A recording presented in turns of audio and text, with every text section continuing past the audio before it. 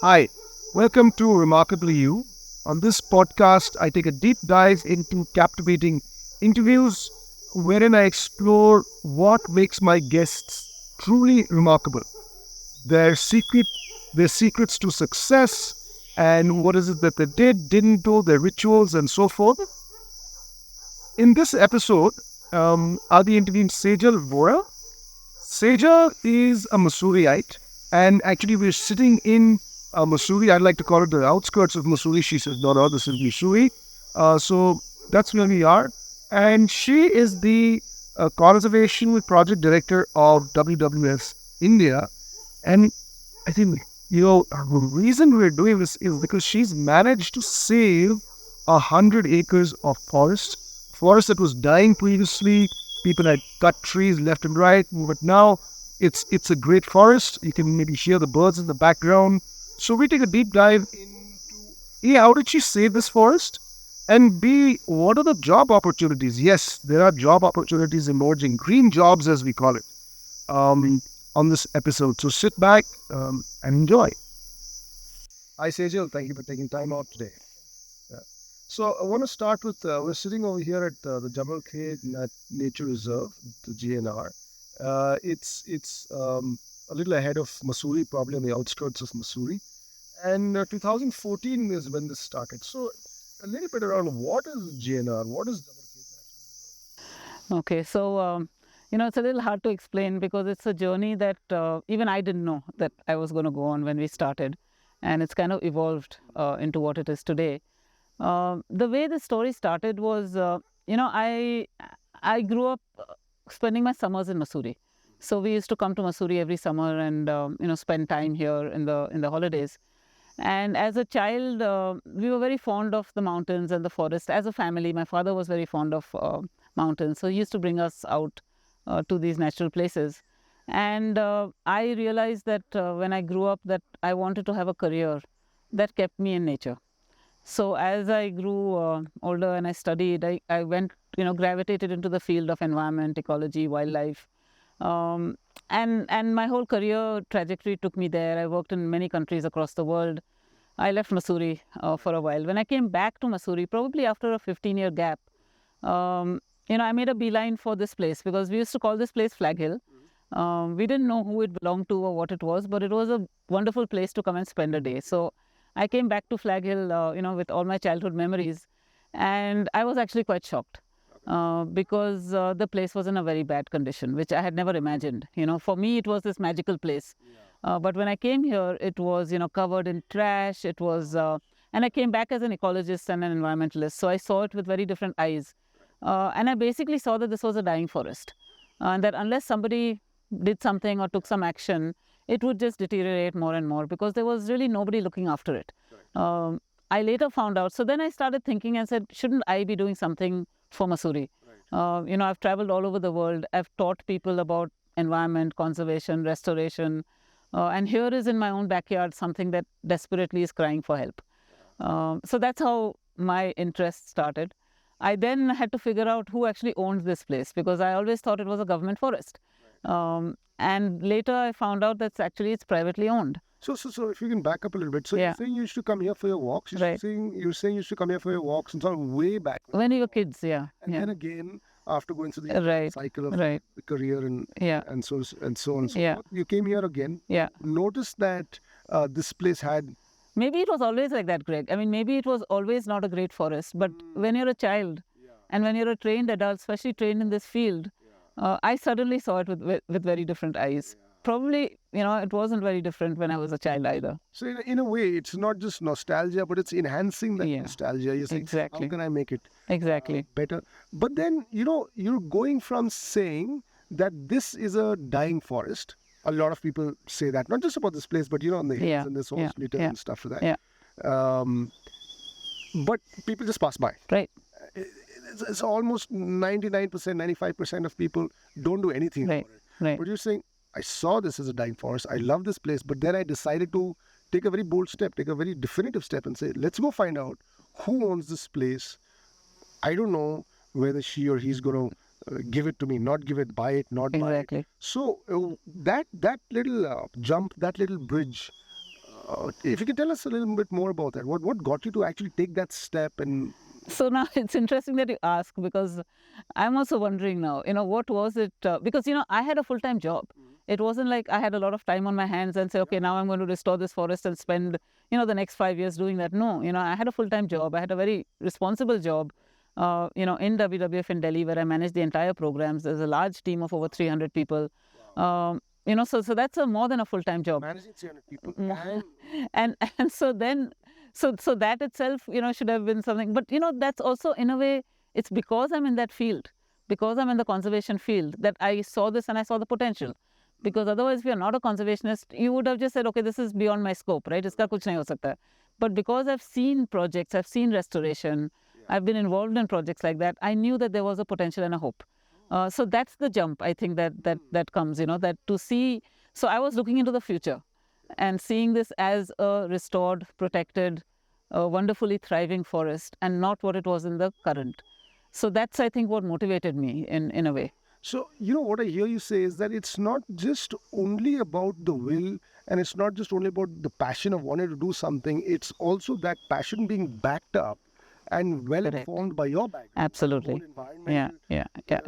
Space that you've been doing research in. Correct. Yeah, and that's absolutely right, because if you weren't from that sector, you wouldn't even know where to start, right? So in that sense, it was, yeah, and interestingly enough, when I first started, the first idea was, let's buy it. Can I just buy it and then I can do whatever I want with it, right? But of course, the forest laws are complicated, land laws are complicated. The price was out of question, because this is actually not on the outskirts of Mussoorie. It's in Mussoorie. So it's within Mussoorie limits. So the land prices are Mussoorie prices. So it was impossible, to legally do anything around purchase. So that's when, I found Vipul, which is, that was the amazing thing in itself, that we connected with each other.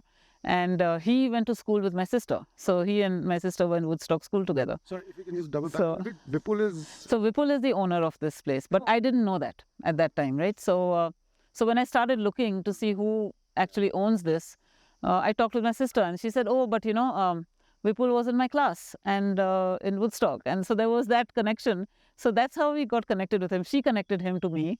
And then I came and met him. And I said, Vipul, I have this vision for this place. And he said, what is it? Because he lives in Bombay. He's not able to look after the place. He's also seeing it getting run down. His father was very passionate about this place. He's not been able to do anything. So it's an opportunity for him also to reconnect back with his roots and with his family and his land, in a way. So we cooked up this idea together about setting up a conservation reserve. At that time, there was no such thing, by the way. In fact, there's still no such thing. Like a private nature reserve, there is no such concept. So we just created it out of the blue. And we said, basically, the model is that we want to conserve it. And Vipul very rightly at that time told me, he said, conservation is fine, but it also has to be sustainable.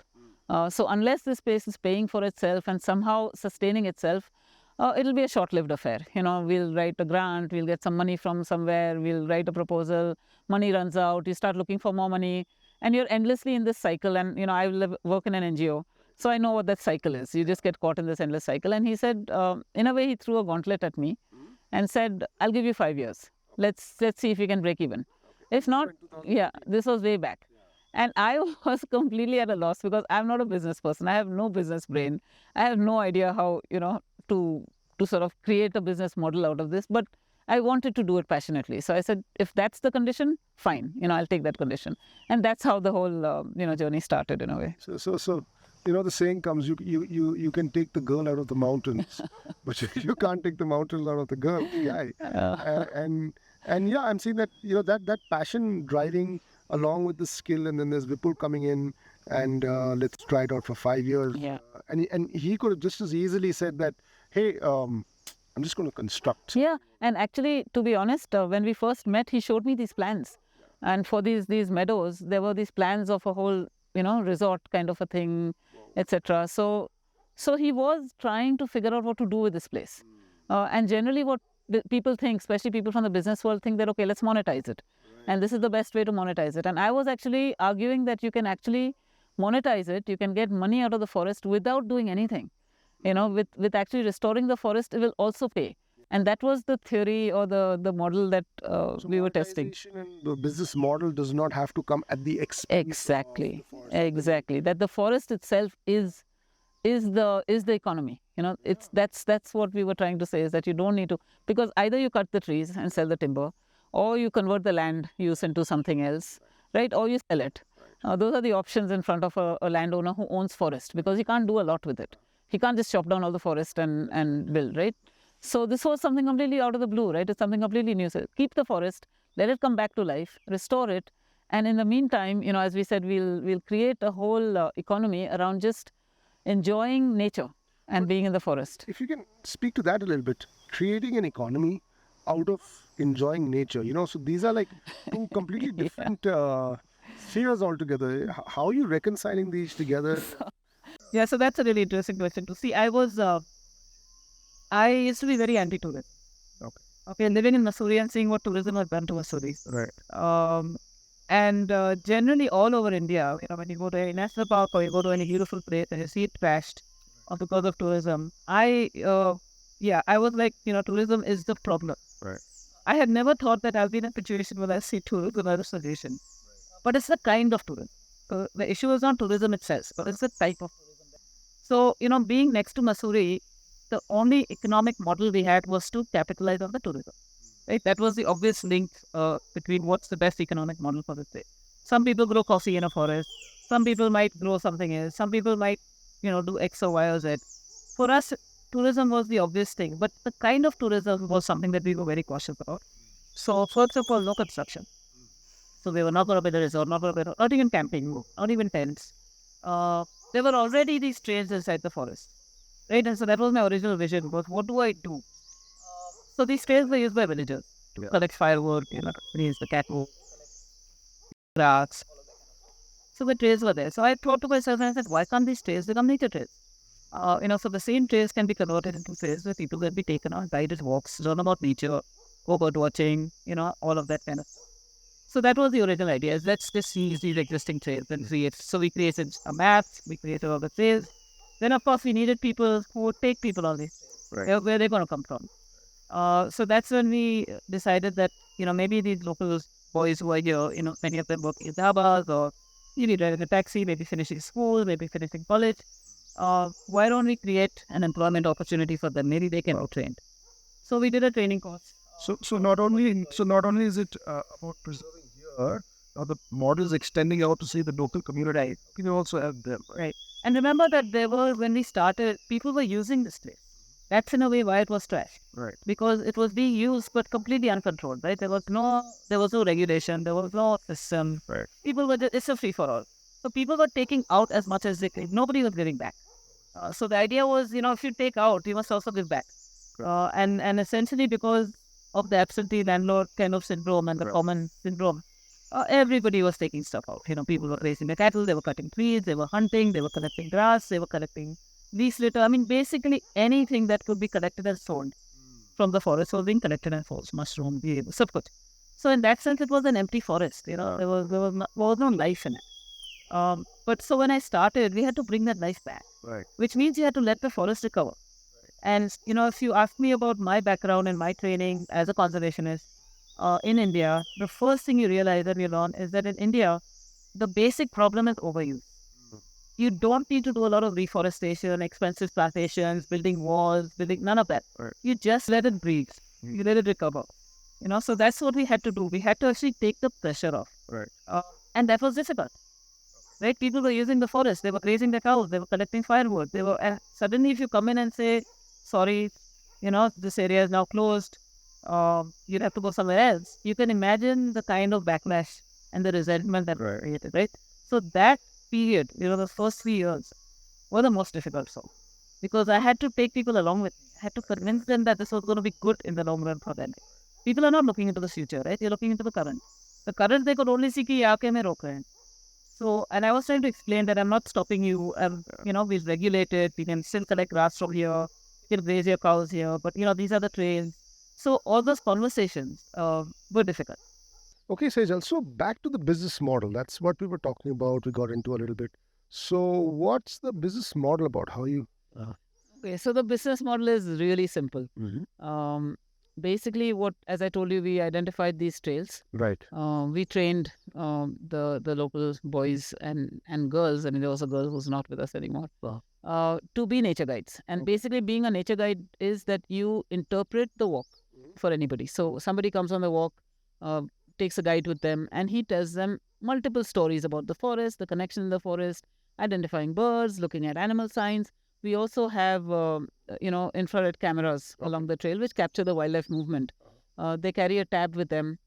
So when you reach a camera, you can take the card out, you can put the tab into the tab, and you can see, what's just walked on the trail like you. So it might have been a leopard that's walking in front of you. It might be, a deer. It might be something else. So it's in India, in a way, in forests and national parks, you can't really walk because, they have dangerous animals and stuff. So being able to walk on these trails, being able to see, who you're sharing the trail with. You're always in a vehicle or something. No, Here, here exactly. Here you're walking. You're actually hearing the forest. You're seeing things. You're seeing small things. Beetles, bugs, spiders. The way a spider makes a nest. What's a burrowing spider look like? Things that you've never ever imagined. So a short walk of 2 hours can be a whole new world opened up, especially for youngsters. It's a completely new world. That's how I started. I got into this field because somebody took me on a walk in a forest and opened up my eyes. So that's what we do. We take people on walks, and surprisingly, the guides are extremely good. We can talk about them a little bit more, but the feedback that we've got, and so when we started, and I told people this is going to be my business model. People will pay. They'll come on a trail, and this money will then go back to pay the salaries of the guides and the upkeep of the reserve. So that's a simple business model, right? We also have women employed from the village. We have so all our employees are local from this area. And also, so it contributes to the local economy, the dhabas, the restaurants, the taxi drivers. Everybody is kind of, there's an ecosystem that is benefiting from what's going on here. So it started slow. We don't advertise. We don't have big marketing budgets or anything. It's all, there's a website, there's word of mouth. So it was slow. A few people came. They probably gave some feedback. But what's happened, I think, in recent years is the whole world of communication has changed. And so I was talking to this young boy who had come the other day. He'd come on his own for a walk. I said, how did you find out about this place? Because I also wonder sometimes, how do people find out? And he said, so I said, I don't market. So how do you find out? So he says, these days you don't need to do anything. It's just bloggers.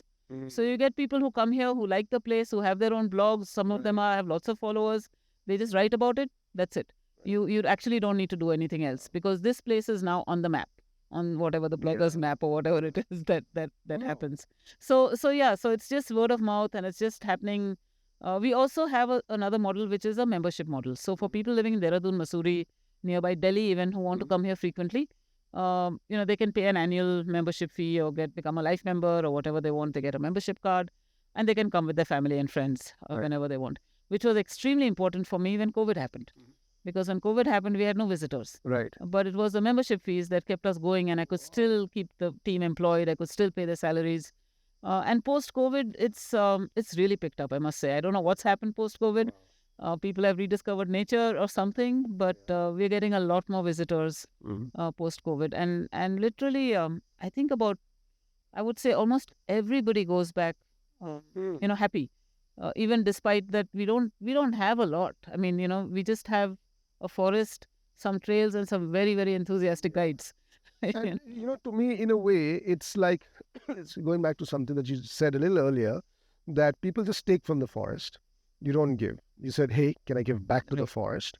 It was a dying forest. It's not anymore. It's a very vibrant forest. Lots and lots of flora, fauna, ecology, insects, and all of birds and all of that. I can hear something over there. So you've given back to the forest. In a way, the forest is saying, if you've given back to me, without the marketing and stuff, I'm also giving back to you. Yeah, so absolutely. I mean, I can't tell you, and it's not just giving back to me. Of course, I have a huge sense of satisfaction from just seeing the forest recover, the wildlife come back, the bird life come back, the ground vegetation come back. You see these daisies that are now dying, but you would not have seen any of this because it was all completely overgrazed. It was we took out something like 150 snails from the forest. Wow. So everything was hunted. Trash, no? There's some crazy and some 800 kilos of trash. 800 kilos of trash. It was, I mean, it's unrecognizable now. But the point is that you're absolutely right, that, it's almost like the forest is responding and saying thank you. And so for me, that's a huge satisfaction. But I think the kind of impact this little place has had on people who visited it, is profound, because people write to me all the time. I get messages, I get emails, I get thanks from people that I don't know. Wow. All saying what a wonderful thing you guys are doing. Preserving this small corner of Mussoorie. So the appreciation is tremendous, and that's wonderful that people see the value, and in a way that also brings the question of what can they do. That's right. You And know, they're so- inspired. yeah, so people do ask and say, how can we do a similar thing? Um, Now it's not that easy, because India is very complicated in terms of its land laws and stuff. So if it was easy, everybody could buy a patch of degraded Right. land and recreate a forest, right? So people are doing that. Yeah. There are people all over India who are buying degraded land and preserving it. But I think, and people have come to me all the time saying, I have 10 acres. What can I do? I have a small 5-acre pond. What can I do? So, when I started this, because I was trained as an ecologist, Yeah. um, the notion of ecology and conservation and wilderness and all is that you need large areas. Right. Hundreds of square kilometers, thousands of square kilometers. Right. That small areas don't really have a value. That's Right. what you're kind of conditioned for. Absolutely. So when I started this and it's only 100 acres, I thought, 100 acres mein kya hai, but let me try. Yeah. Let me do it. And I did it. And I myself have been completely amazed and transformed at how much 100 acres can contribute and can do. So, it's And the amazing. ripple effect. The ripple effect as a stepping stone, Yeah. as so many things, as a refuge for wildlife. And so today when people ask me and say, I have 10 acres, at one time I might have scoffed Okay. and said, "That's it's no use, just do whatever." Now, and also looking at what India is going through as a country, the pressure on forests and the pressure on land and the pressure on natural resources is going to just get worse. Right. So my theory now is nothing is too small. Nothing is too. No matter what, if you have 1 acre, if you have 5 acres, if you have a pond, if you have a wetland, just do it. Just because every little piece is going to count. Whatever private citizens can do and save is going to add to what we need for the future of this country. So today I'm completely convinced that conservation is not just something to be done by governments, Right. but each one of us can contribute to it, and nothing is too small. It's all going to add up in the long run. So my advice to everybody is, don't think anything is too small, and everything will surprise you. Nature will surprise you. When the way nature recovers, if you just look after it a little bit. Okay. So I was saying COVID. COVID taught me a couple of things. One of the pieces that COVID taught me was that we've set up this relationship between nature, the environment, Mother Earth, and the individual or the human beings, which is that human being will profit at the expense of nature, and then what COVID did is it turned it around. Right? Like, yeah. So when the humans are down, then nature is profiting, and that was good to see that elephants coming out on the road in many places, and wildlife just roaming around. Yeah. But in a way, it got me thinking of how we can break through this one versus the other kind of a relationship. And what I see is, it just struck me, in fact, that setting up something like this, starting small, seeing what I can do, maybe getting a little upskilled of saying, where do we start and how do we start? That's important, starting it at a very individual level, and giving back to the forest, giving back to nature and ecology. I also hear you saying that you put in a lot of constraints. This is not what I'm going to do. I'm not going to put up a structure over here, or I'm not going to grow it big. I'm not going to scale this model. I don't want to overcrowd this place. So putting in constraints and not being scared to put in constraints, having the trust in nature, and of course understanding the process behind it, that it would begin to give back also. And then they're trusting in the process, saying, hey, maybe nature and me, we can work together. Maybe it doesn't have to be one against the others, is what I. So, one of the things that came out of COVID and in the larger conservation community and the environment community, and also globally, the message that COVID gave us is that our relationship with nature is broken. We need to fix it. Correct. Right? So it's about fixing that relationship with nature and bringing nature back into our lives. Right. Where we've completely separated the two, and we saw the consequences of that. So that's what it's all about. You're exactly right. It's about rebuilding that relationship. Yeah. And as you said, there's also a limit. Yeah. So here, in 100 acres, we have a limit about how many people we can have without it having negative effects, right? You don't want to go back into what it was. Correct.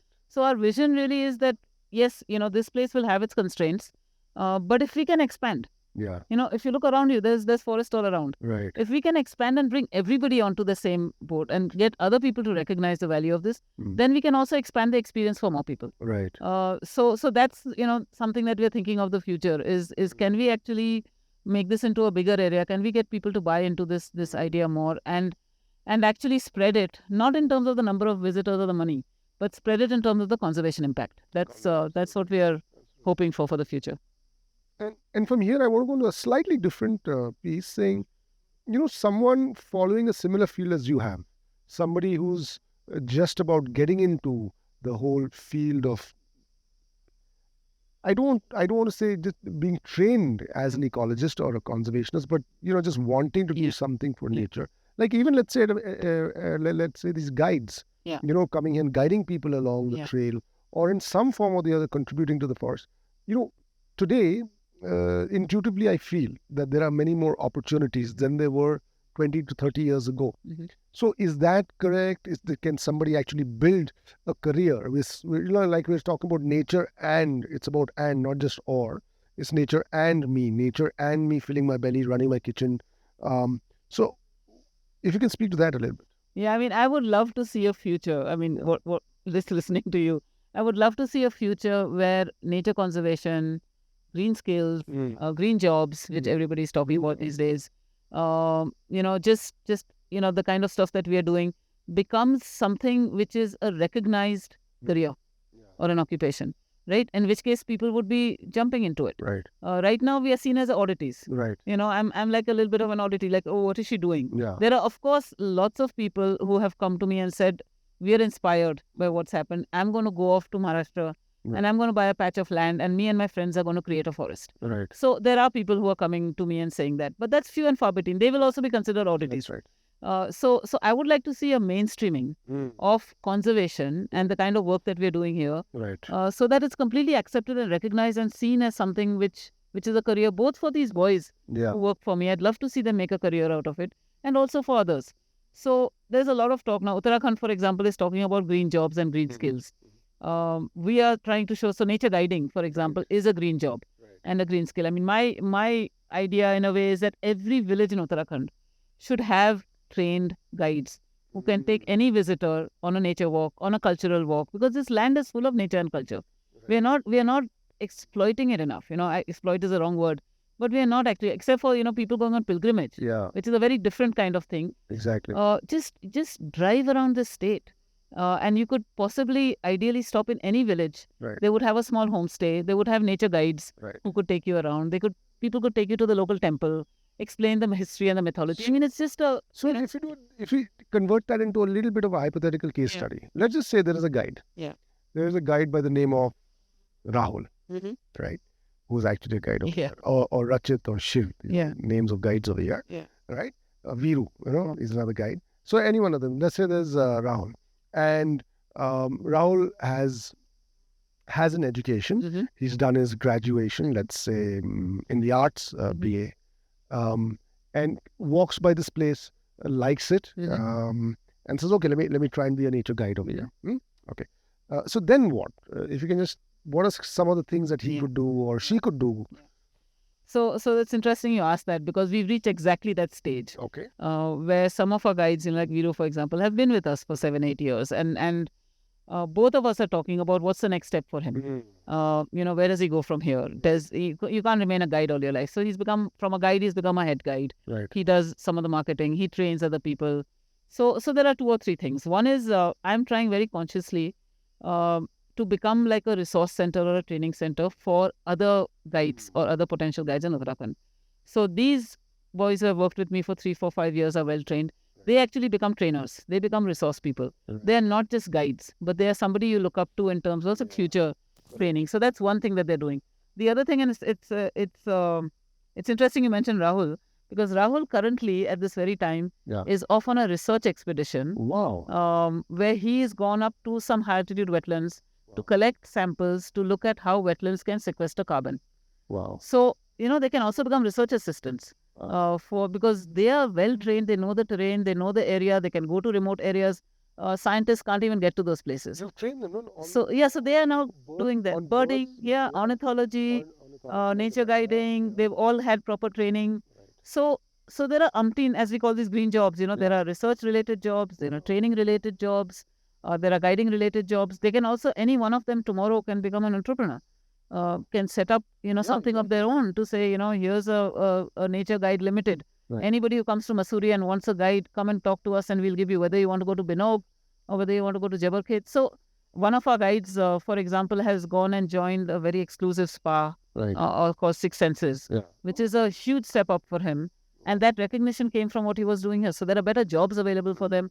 So I think there's a plethora of things that they could do, either with Jabarkhet or even outside of Jabarkhet. But it's a whole new category of a career which didn't exist before. So it's a new career. It's recognizing that. It's recognizing that. And it's a career that gives tremendous respect. The kind of, Viru will tell you that also, kind of calls he gets, people calling from abroad saying, has this bird come yet? I want to come and see it. Right. So that it's a new world. You have you have a business head. Viru's telling me this. Yeah. He's telling a nice story. Viru's one of the guides. Yeah. He's telling me this, that I have business heads and owners of organizations come to someone like me, and say, when's that bird coming? Yeah. So he says, wow, it just uplifts.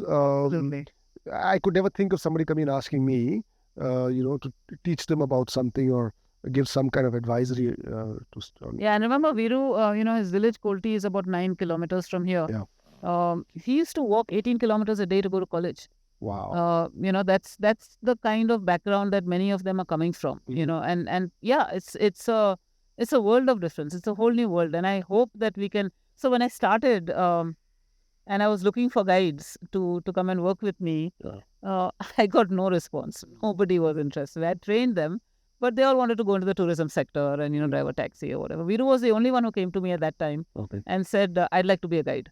And that's how our relationship started. And today, 8-9 years down the road, there's a world of change in this person. And he will tell you that himself, that, from when he started to where he is today. And he's now become like a role model for all the other youngsters. So now I have all these young people coming and wanting to be Viru. Lots of things popping up, where somebody would say, there's nothing over there, there's no opportunity. Right. There's lots of things popping up. The team today, as I see it, as I've interacted with them, these guys are pretty committed, pretty passionate. Was it always like this? What's the journey been like? Yeah. What are the points, when did that passion really develop in these guys? That's very interesting, because Viru himself, I'll tell you what he told me when he first started. Right. And so he got into this. I wasn't sure whether he's the right person for the job, but I didn't have much choice. So I said, chalo, karte hain. Right. Within a year, Viru got an award as the best young nature guide in India. Wow. It's a national award. Okay? Wow. And that gave his confidence a tremendous boost. He then came to me one day and he said, I walked through this forest every day as a child, because he had to go through this forest to go to school, to college, whatever. Right. And then he looked at me and he said, but I was walking with my eyes closed. Wow. And now my eyes are open and I see what this forest is and what it's about. So complete change in the way. And he'll see beauty in small things, a drop of dewdrop, a water, a beetle. So that doesn't, that comes in a way a little bit naturally. Some people have it in them. But it's also this recognition. And for the others, I would say some have it and some may not. I can't say that every single one of them is passionate about this forest. But the feedback that I get from walkers and the people whom they guide, and the feedback is that, the trail is okay. The forest is okay. We can go anywhere. What makes the difference is the guides. Because their passion, their commitment, their love for this area just shines through. And to me, that is... that's the main thing, is that if they didn't have that, if this was just another job, I don't think we would be as successful. I think that's what, I don't know where it's coming from. Maybe part of it is internal, because they are from this area, so they will have an obvious natural connect with the area. It's their livelihood. Yeah. This forest is giving them their livelihood. So there are so many reasons. But I am lucky that I've got this team. I can't tell you. I wish we had more women. I've been trying. Yeah. We've got quite a few. Yeah, but not as... I've got the women from the village, but I haven't got any female nature guides. I've trained a few, but they have other constraints, right? They get married, they go off to another village, they move far away. So I've not been able to keep them. Right. But otherwise, it's a fantastic team. And I would say that they're all, if you just talk to them, Right. their passion and their commitment comes from. You know, what's coming up for me is that there is three different kinds of people. One is the guides. One are, of course, is you, and then the third kind of bucket of people are people coming up to you and saying, "Hey, what can we do?" Right. Right. And I'm assuming that some of the people who have come up to you have also started in some small way, uh, doing something for the mountains. There's a power in the mountains. I always say this because you see people driving up, Yeah. right? And all of a sudden they'll stand on the bonnet of the car and just scream. Yeah. They'll start dancing, sometimes with music, sometimes without music. Right. So the hills are doing something for you. Although It irritates you, but you have to look at it from their perspective, right? Yeah. Because we take it for granted, right? Correct. We live in the mountains, so we Yeah. take it for granted. But for That is people, very liberating. there is something. I mean, my friends came from Delhi the other day and they said, it was a horrible drive from Delhi. There was the traffic and everything. But when we got halfway up the mountain, Yeah. something changed. Something changed. Something changed, and we felt, that cool breath of air, Yeah. that change in the, scenery, and we just felt uplifted. So there is absolutely, and that's why I'm a mountain girl, and I don't think I'll ever leave the mountains. All the Rishi Munis and the yogis and all, they're coming to the mountains for a reason. So there's something, we don't know what. And I think this is a challenge that we're putting out there, putting out to people that I think you'd agree with, that there are a lot of people sitting on the backbenches saying, I wish I could go to the mountains. I wish I could do something. But then there is a mindset shift. There's a mindset happening that, oh God, I can either do my job, I can either do my work, or I can just chuck this and go there. And I can't chuck this and go there because I have so many responsibilities. And I'm saying with technology, with the way people are more and more getting involved with it, I think if we're willing to relook at our mental models and how we're looking at the world, things can happen. Things can happen for nature, as in you're giving back to nature, and things can happen also at the individual level. The quality of life going up. Not to say that the quality of life in the plains or not in the mountains is not good, but if you so choose, if you're so yearning for the mountains, then you can have good quality of life, have the money, and give to nature. It requires a little bit of a rethink, I would say. Yeah, it was interesting when COVID happened. Yeah. I was working from home. So I happily left Delhi and I spent a year and a half working out of Mussoorie, which was for me not a big shift because, I was coming and going and I've grown up here and stuff. A lot of people during COVID said, we've had it with this rat race. We've had it with this. We're shifting to the mountains. We're all going to come and work here. So this vacation and people looking for houses to build in the mountains and to live in the mountains and work. There was a boom. Yeah. Obviously, it created a lot of pressure on land because mountains are also finite. Correct. So a lot of people coming from the plains and saying we want to live in the mountains would create a different kind of pressure. Right. The interesting thing was not many made it because you need that mindset shift, right? It's not just about, okay, I'm going to shift my location from here to there. So many people didn't survive for more than a month or 2 months and they all went running back because there's a whole connect that you have to a certain type of lifestyle. Correct. So I think living in the mountains is also a change of lifestyle and a change of mindset. Because and friends of mine, from Bombay and from Delhi and seeing me here, it's like, how are you surviving? Aren't you bored? And I was like, bored? Bored for even 1 minute. But yeah, so people feel that they can do it, but not everybody can make that change. And in a way, that might be a good thing because too many people. Yeah, exactly. If you think it through a step or two ahead. So Sejal, I mean, as we come to a close, as we draw to a close, what message would you like to share with people, youngsters who can, or just people wanting to get into, like you said, green jobs and make something out of that? Is there an opportunity? I think you spoke a little bit about that. Is there any closing message that you'd like to share with someone like that? So I think the one thing that I've learned and that many people have mentioned to me as well about this is they never realize that an individual can make such a difference. So normally when you think about a project like this, there's a team and there's a project and there's a government backing and there's some corporate backing and there's donors and there's lots of money. None of that, right? We started small. It was me coming here on weekends. I had a weekday job. Right. I used to come here every weekend. I would take the night train, come here, spend the weekend here, go back to Delhi. And so it was really, in that sense, an individual labor of love. And so the message that I got out of it today when I see the change and what people have said is, nothing is too small. Whatever you have, whatever resources you have. I'm not rich. I don't have huge resources. I put whatever little bit needed to be put it into here and luckily it's paying back for itself. So I don't have to put more. because at some point I wouldn't be able to put anything.